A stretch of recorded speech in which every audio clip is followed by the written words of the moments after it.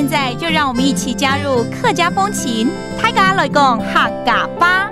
Provincial Highway 9, also known as the Eastern Main Line, is a major transportation artery in eastern Taiwan. It is also a prime economic conduit for the area as well. To help develop the cultural and creative industries of Hakka villages in Hualien, the Hakka Affairs Council launched the Lively Provincial Highway 9 project in 2019. The project focuses on cultural, tourism, and innovative initiatives and encourages cooperation between different Hakka communities.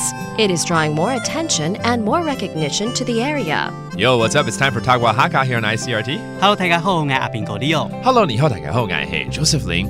今天我们去花莲好了，好啊，顺便考 Leo 老师中文好不好？尽管考，应该比我好很多，因为我弄了一个笑话。花莲有一个地方跟石头有关的一个山哦，然后跟数字，它有60担山。你知道哦？我当然知道，我去过，我当然知道。对，那个担其实是一个，它是一个谷物的一个单位啦，但它写出来就是石头的石。原谅你啦。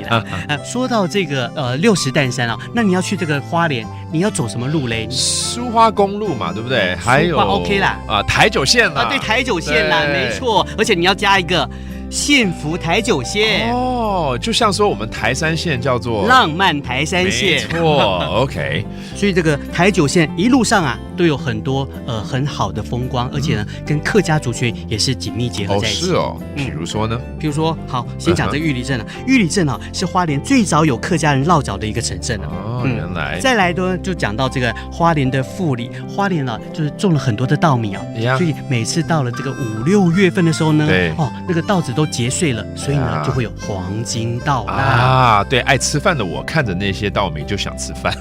对，但是要煮哦哈，那个还不能吃啊。没错。那再来到7月份呢，就有金针花海有啦，这就是我去那个60担山的这里的场景嘛。没错，金针花很漂亮，而且整个台九线呢还可以去拜访一些瀑布嘛，很漂亮。对，而且还有一个那个蝴蝶谷吧，对不对？养鸭可以很多的地方。对，是一个秘境啊，很漂亮的。没错。好，那我们就来教这几个单词好了，包括怎么说这个幸福台九线 The Lively Provincial Highway 9， 幸福台九线。And finally, the orange daylily, which is beautiful, by the way. 金针花。